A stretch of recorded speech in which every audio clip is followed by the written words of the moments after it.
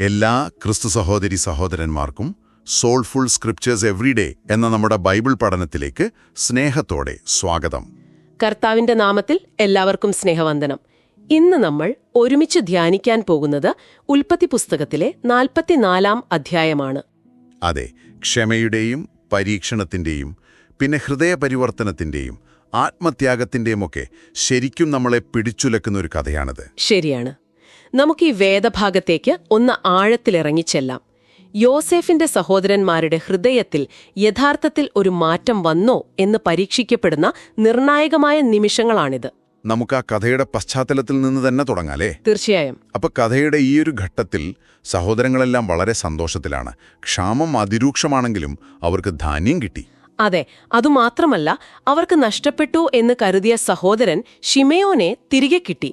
ഏറ്റവും പ്രധാനമായി അവരുടെ അപ്പന്റെ ജീവനായ ഇളയ സഹോദരൻ ബെന്യാമിൻ, അവൻ സുരക്ഷിതനായി കൂടെയുണ്ട്. ഈജിപ്തിലെ ആ വലിയ ഭരണാധികാരിയുടെ ഭവനത്തിൽ നിന്ന് വിരുന്നൊക്കെ കഴിച്ച് നിറഞ്ഞ മനസ്സോടെ, ഒരു വലിയ പ്രതീക്ഷയോടെയാണ് അവരുടെ മടക്കയാത്ര. പക്ഷെ യോസേഫിന്റെ പദ്ധതികൾ അവിടെ തീർന്നിരുന്നില്ല. ഇല്ല, യോസേഫ് തന്റെ കാര്യസ്ഥന് ഒരു രഹസ്യ നിർദ്ദേശം കൊടുക്കുന്നുണ്ട്. അവരുടെ ചാക്കുകളിൽ ധാന്യം നിറയ്ക്കണം, വാങ്ങിയ പണം അതിൽ തിരികെ ഇടണം. അതോടൊപ്പം മറ്റൊരു കാര്യം കൂടി. അതെ, താൻ വെള്ളം കുടിക്കാനും ഒരുപക്ഷെ ഭാവി പ്രവചിക്കാനുമൊക്കെ ഉപയോഗിക്കുന്ന വെള്ളിപ്പാനപാത്രം അത് ഏറ്റവും ഇളയവനായ ബെന്യാമിന്റെ ചാക്കിൽ ഒളിപ്പിക്കണം. ഇവിടെ യോസേഫിന്റെ ലക്ഷ്യം ഒരു മോഷണം കണ്ടെത്തുക എന്നല്ല, അല്ലേ? ഒരിക്കലുമല്ല.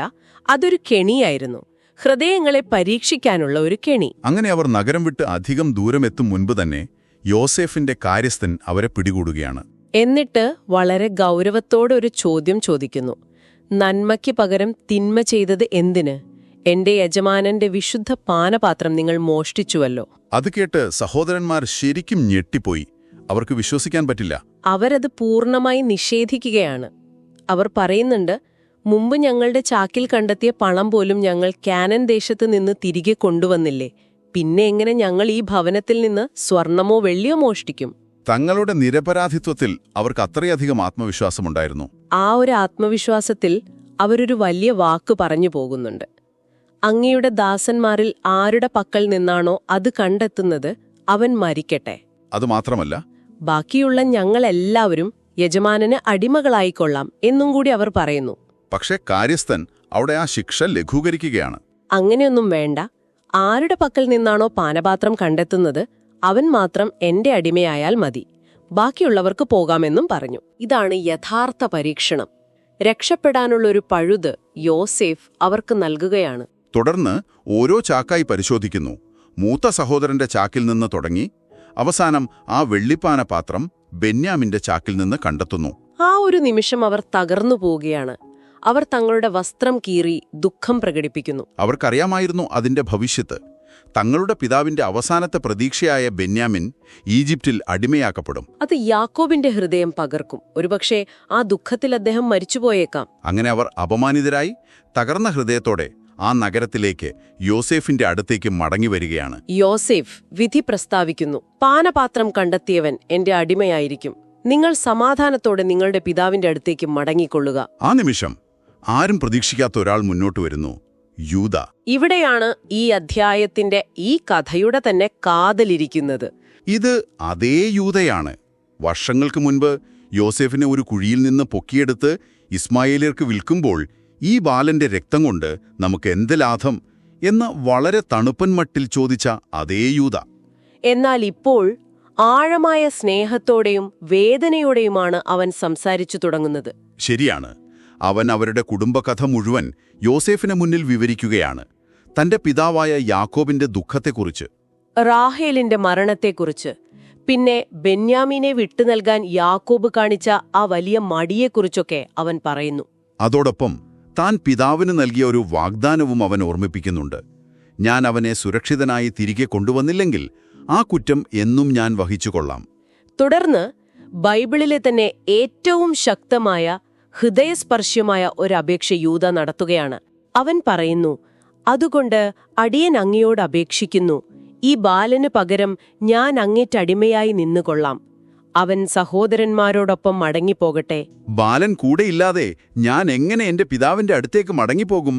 എന്റെ പിതാവിന് വരാനിരിക്കുന്ന ആ മഹാദുരിതം കാണാൻ എനിക്ക് കഴിയില്ല.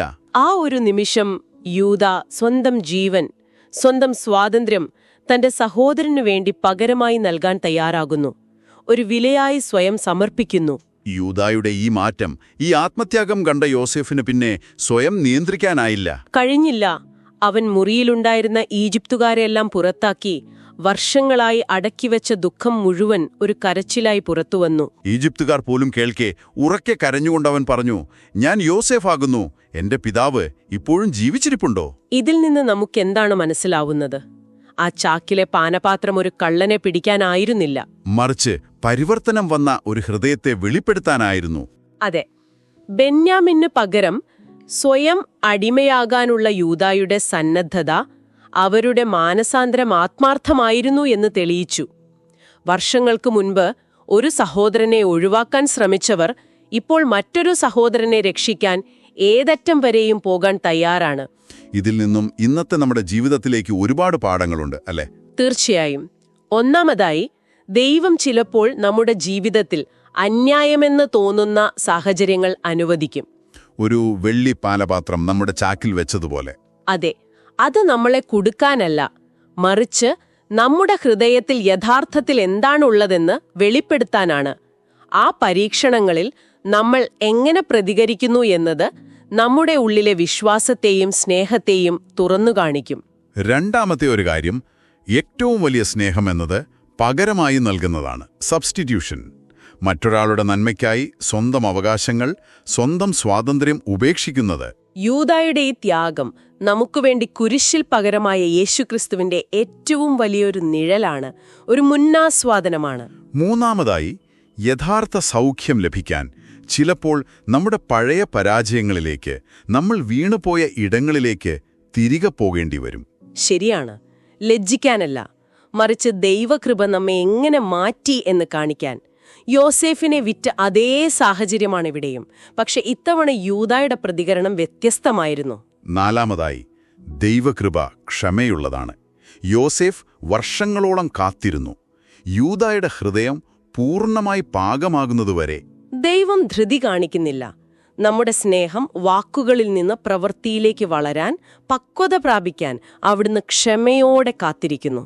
ഇത് കേൾക്കുന്ന ഓരോ സഹോദരങ്ങൾക്കും ഈ കഥ യേശുക്രിസ്തുവിലേക്ക് വിരൽ ചൂണ്ടുന്നുണ്ട്. തീർച്ചയായും.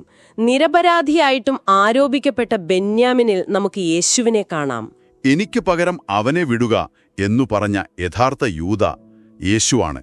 അവൻ നമുക്ക് പകരമായി നിന്നു. നമ്മുടെ കുറ്റബോധം അറിയുകയും നമ്മുടെ വേദന മനസ്സിലാക്കുകയും, അടുത്തുവരൂ, ഞാൻ നിങ്ങളുടെ സഹോദരനാണ്, നിങ്ങളുടെ പാപം മോചിക്കപ്പെട്ടിരിക്കുന്നു എന്ന് പറയുകയും ചെയ്യുന്ന ഉയിർത്തെഴുന്നേറ്റ യോസേഫാണ് യേശു. നമുക്ക് ഈ ചിന്തകളോട് ഒരുമിച്ച് പ്രാർത്ഥിക്കാം. കർത്താവേ, സ്വർഗീയ പിതാവേ, ഞങ്ങളുടെ ജീവിതത്തിലെ ചാക്കുകളിൽ അങ്ങ് ചിലപ്പോൾ വെച്ചിട്ടുള്ള പാനപാത്രങ്ങളെ ഞങ്ങൾ ഓർക്കുന്നു. അന്യായമെന്ന് തോന്നുന്ന വേദനിപ്പിക്കുന്ന പരീക്ഷണങ്ങൾ. എന്നാൽ അങ്ങ് ഞങ്ങളെ ശിക്ഷിക്കുകയല്ല, ഒരുക്കുകയാണെന്ന് ഞങ്ങൾ വിശ്വസിക്കുന്നു. ഞങ്ങളുടെ ഹൃദയങ്ങളിൽ യഥാർത്ഥ മാറ്റമുണ്ടോ എന്ന് ഞങ്ങൾക്ക് തന്നെ വെളിപ്പെടുത്തി തരണമേ. മറ്റുള്ളവർക്ക് വേണ്ടി നിലകൊള്ളേണ്ട സമയത്ത് സ്വയം രക്ഷിക്കാൻ ശ്രമിച്ച നിമിഷങ്ങളെ ഓർത്ത് ഞങ്ങൾ അങ്ങയോട് ക്ഷമ ചോദിക്കുന്നു. കുരിശിനു മുൻപേ ക്രിസ്തുവിന്റെ സ്നേഹത്തിന്റെ ഒരു നേർക്കാഴ്ച ഞങ്ങൾക്ക് നൽകിയ യൂദായുടെ സമർപ്പണത്തിനായി ഞങ്ങൾ നന്ദി പറയുന്നു. അങ്ങ് ഞങ്ങളുടെ സൗഖ്യത്തിനായി ക്ഷമയോടെ കാത്തിരിക്കുന്നതിനും നന്ദി. യൂദായെപ്പോലെ എന്നെ എടുക്കണമേ, അവരെ വെറുതെ വിടണമേ എന്ന് പറയാൻ ഞങ്ങളെയും പഠിപ്പിക്കണമേ. കാരണം പൂർണ്ണരിലൂടെയല്ല, സമർപ്പിക്കപ്പെട്ടവരിലൂടെയാണ് ലോകം അങ്ങയെ കാണുന്നത്. നിരപരാധിയായിട്ടും കുറ്റം ചുമത്തപ്പെടുകയും ഞങ്ങളുടെ ന്യായവിധിയുടെ പാനപാത്രം ഏറ്റെടുക്കുകയും വീട്ടിലേക്ക് മടങ്ങി വരൂ എന്ന് സ്നേഹത്തോടെ പറയുകയും ചെയ്ത ഉയിർത്തെഴുന്നേറ്റ ഞങ്ങളുടെ സഹോദരനായ യേശു ക്രിസ്തുവിന്റെ ധന്യമായ നാമത്തിൽ തന്നെ ഈ പ്രാർത്ഥന സമർപ്പിക്കുന്നു. ആമേൻ. ആമേൻ. ഇന്നത്തെ ഈ വചനപഠനത്തിൽ പങ്കെടുത്ത നിങ്ങൾക്കെല്ലാവർക്കും നന്ദി. യൂദായുടെ ജീവിതത്തിലുണ്ടായ ആ ആഴമേറിയ മാറ്റം നമ്മുടെ ഓരോരുത്തരുടെയും ജീവിതത്തിലും പ്രതിഫലിക്കട്ടെ എന്ന് ഞാൻ പ്രാർത്ഥിക്കുന്നു. നമ്മുടെ ഈ ബൈബിൾ പഠന പരമ്പര എല്ലാ ഞായറാഴ്ചയും ഉണ്ടായിരിക്കുന്നതാണ്. അടുത്ത ആഴ്ച പുതിയൊരു വിഷയവുമായി കാണുന്നതുവരെ ദൈവം നിങ്ങളെ ഏവരെയും സമൃദ്ധമായി അനുഗ്രഹിക്കട്ടെ.